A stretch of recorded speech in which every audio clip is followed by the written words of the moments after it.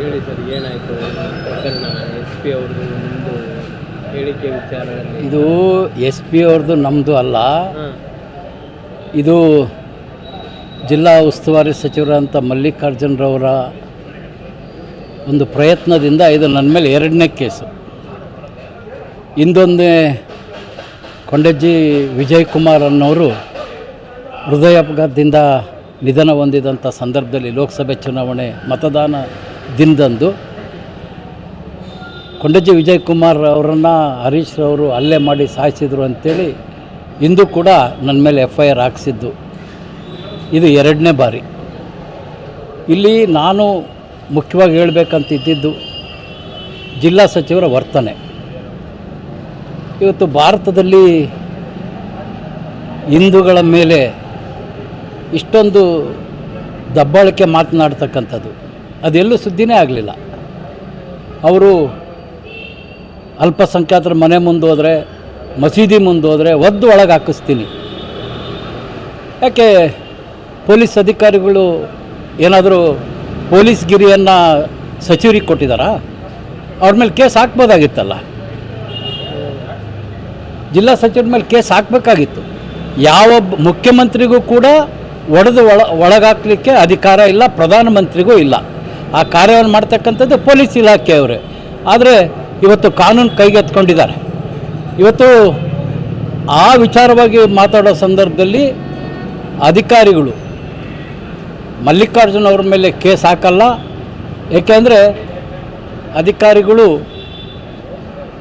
ಪಾಮಿರಿ ನಾಯಿ ಮರಿಯಂತೆ ಅವ್ರ ಸುತ್ತ ತಿರುಗ್ತಾ ಇರೋದ್ರಿಂದ ನಮಗೆ ನ್ಯಾಯ ಸಿಗೋದಿಲ್ಲ, ಅವ್ರ ಮೇಲೆ ಕೇಸ್ ಹಾಕಲ್ಲ ಅಂತಕ್ಕಂಥ ವಿಚಾರವನ್ನು ನಾನು ಹೇಳಿದ್ದು. ಈಗೂ ಅದಕ್ಕೆ ಸ್ಟಿಕನ್ ಹಾಕ್ತೀನಿ. ಆದರೆ ಅಧಿಕಾರಿಗಳಿಗೆ ಮತ್ತೊಮ್ಮೆ ಎರಡನೇ ಬಾರಿ ಜಿಲ್ಲಾ ಸಚಿವರ ಒತ್ತಡದಿಂದ ಇವತ್ತು FIR ಆಗಿದೆ. ಇವತ್ತದು ಕೋರ್ಟ್ನಲ್ಲಿದೆ. ಕೋರ್ಟ್ ಏನು ತೀರ್ಮಾನ ಕೊಡುತ್ತೋ ಕಾನೂನಿಗೆ ಗೌರವ ಕೊಡಬೇಕಾದಂಥದ್ದು. ಅದೇ ರೀತಿ ಯಾವುದೇ ತನಿಖೆಗೆ ಪೊಲೀಸ್ ಅಧಿಕಾರಿಗಳು ಕರೆದರೂ ಕೂಡ ನಾನು ಅವ್ರಿಗೆ ಸಹಕಾರವನ್ನು ಕೊಡ್ತೇನೆ.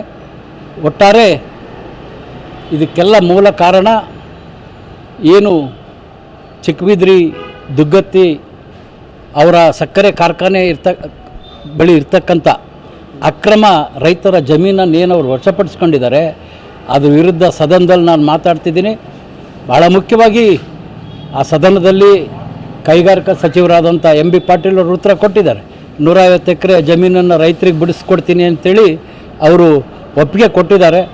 ಆ ನೋವಿನಿಂದ ಈ ರೀತಿ ಮಾಡ್ತಾಯಿದ್ದಾರೆ. ಅಕಸ್ಮಾತ್ SP ಅವರಿಗೆ ನಾನು ಅಂದಿರ್ತಕ್ಕಂಥದ್ದು ನೋವಾಗಿದ್ದರೆ ನಾನೇನು ಮಾಡೋಕ್ಕಾಗಲ್ಲ. ನಾನು ಅವ್ರಿಗೇನು ಪಮ್ರಿ ನಾಯಿ ರೀತಿ ತಿರುಗಾಡ್ತಾರೆ ಅಧಿಕಾರಿಗಳು, ಅಧಿಕಾರಸ್ಥರ ಮುಂದೆ, ಸಚಿವರ ಮುಂದೆ. ಹಾಗಾಗಿ ಅವರು ಕೇಸ್ ಫೈಲ್ ಮಾಡಲ್ಲ ಅಂತಕ್ಕಂಥ ಉದ್ದೇಶ ನಂದಾಗಿತ್ತು. ಕೇಸ್ ಮಾಡಿದ್ರೆ ಬೇಲ್ ಗಿಲ್ ಏನೋ ಆಯ್ತು? ಈಗ ಕೋರ್ಟಲ್ಲಿ ಬುಧವಾರಕ್ಕೆ ಮುಂದೂಡಲಾಗಿದೆ. ಆದರೆ ಅಲ್ಲಿ ತನಕ ನನ್ನ ಮೇಲೆ ಯಾವುದೇ ಕಠಿಣ ಕ್ರಮ ತೆಗೆದುಕೊಳ್ಬಾರ್ದು, ಅವರ ಕಾರ್ಯಕ್ರಮಕ್ಕೆ ಅಡ್ಡಿಪಡಿಸಬಾರ್ದು ಅಂಥೇಳಿ ತಾತ್ಕಾಲಿಕವಾಗಿ ನನಗೆ ಎಲ್ಲ ಕಾರ್ಯಕ್ರಮದಲ್ಲಿ ಭಾಗವಹಿಸ್ತಕ್ಕಂಥ ಒಂದು ಅವಕಾಶ ಇದೆ. ಅದ್ರ ಜೊತೆ ನಾನು ಮನೆಗೆ ಬಂದಂಥ ಸಂದರ್ಭದಲ್ಲಿ ನಮ್ಮ ಈ ಒಂದು ವಿಚಾರವಾಗಿ ಶಿಕಾರಿಪುರದ DYSP ಅವರಿಗೆ ತನಿಖಾಧಿಕಾರಿಗಳಾಗಿ ನೇಮಕವನ್ನು ಮಾಡಿದ್ದಾರೆ. ಅವರು ಕೂಡ 17ನೇ ತಾರೀಕು ನನಗೆ ಬರಲಿಕ್ಕೆ ತಿಳಿಸಿದರು. ನಾನು ಕೂಡ 17ಕ್ಕೆ ಬೆಂಗಳೂರಿನಲ್ಲಿ ಮುಖ್ಯವಾದ ಪಕ್ಷದ ಮತ್ತು ಶಾಸಕರ ಒಂದು ಸಭೆ ಇರೋದರಿಂದ, ವಿಧಾನಸೌಧದಲ್ಲಿ ಸಭೆ ಇರೋದರಿಂದ ನಾನು ಅವರಿಗೆ 17ಕ್ಕೆ ಬರಲಿಕ್ಕಾಗಲ್ಲ. ಅಕಸ್ಮಾತ್ ನೀವು ನಾಳೆ ಸೋಮವಾರ ಕರೆದರೂ ಕೂಡ ನಾನು ಬರ್ತೀನಿ ಅಂತೇಳಿ ಫೋನ್ ಮೂಲಕ ಮಾತನಾಡ್ತೀನಿ. ನಾನು ಬಂದಿರೋದೇ ನಿನ್ನೆ. ನಾನು ದಾವಣಗೆರೆಗೆ ಬಂದಿರತಕ್ಕಂಥದ್ದು ನಿನ್ನೆ.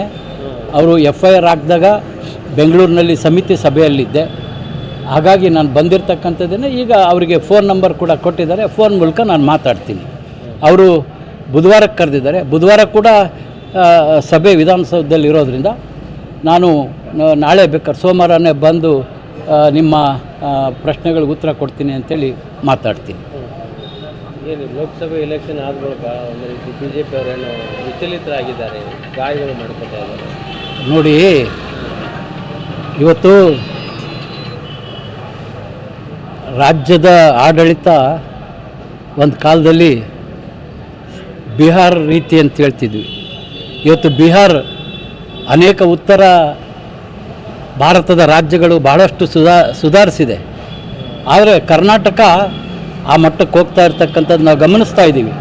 ಇವತ್ತು ಅನೇಕ ಸಂದರ್ಭದಲ್ಲಿ ಅಧಿಕಾರದಲ್ಲಿರ್ತಕ್ಕಂಥ ಸಚಿವರ ವರ್ತನೆ ಹಿಂದೂಗಳನ್ನು ನಮ್ಮ ದೇಶದಲ್ಲಿ ಇದ್ದಾರೋ ಇಲ್ಲೋ ಅನ್ನೋ ರೀತಿಯಲ್ಲಿ ಇವತ್ತು ಕರ್ನಾಟಕದಲ್ಲಿ ಕಾಂಗ್ರೆಸ್ ಸರ್ಕಾರ ನಡೆಸ್ಕೊಳ್ತಾ ಇರ್ತಕ್ಕಂಥ ರೀತಿ.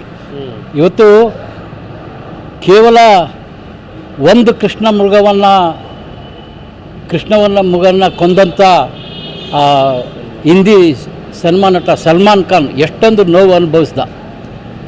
ದುರದೃಷ್ಟ ನೂರಾರು ಕಾಡು ಪ್ರಾಣಿಗಳು ಇವತ್ತು ಈಗೇನು ಜಿಲ್ಲಾ ಸಚಿವರ ಒಂದು ಕಾರ್ಖಾನೆ ಆವರಣದಲ್ಲಿ ಸಿಕ್ಕಿದ್ದು ಕೂಡ ಅರಣ್ಯ ಇಲಾಖೆಯವರು FIR ಆಗಿದ್ದರೂ ಕೂಡ ಇವತ್ತು ರಿಪೋರ್ಟ್ ಆಗ್ತಕ್ಕಂಥ ಕೆಲಸವನ್ನು ಸರ್ಕಾರ ಮಾಡಿರ್ತಕ್ಕಂಥದ್ದು. ಇದಕ್ಕೆಲ್ಲ ಕೊನೆ ಆಗೇ ಆಗುತ್ತೆ. ಯಾವತ್ತೂ ನ್ಯಾಯಕ್ಕೆ ಜಯ ಸಿಗೋ ತಡವಾಗ್ಬೋದು, 100ಕ್ಕೆ 100 ಜಯ ಸಿಗತ್ತೆ. ಈ ಹೋರಾಟದಲ್ಲಿ ನಾನು ಗೆಲ್ತೀನಿ. ಸ್ವಾಮಿ, ಒಂದು ನಿಮಿಷ, ನಾನು ಪದೇ ಪದೇ ಹೇಳ್ತಾ ಇದ್ದೀನಿ, ಮ್ಯಾಚ್ ಫಿಕ್ಸಿಂಗ್ ಎಲ್ಲ ಹೊಂದಾಣಿಕೆ ರಾಜಕೀಯ. ಪದೇ ಪದೇ ನಾನು ಬಾಯಲ್ಲಿ ಹೇಳಿಸ್ಬೇಡ್ರಿ.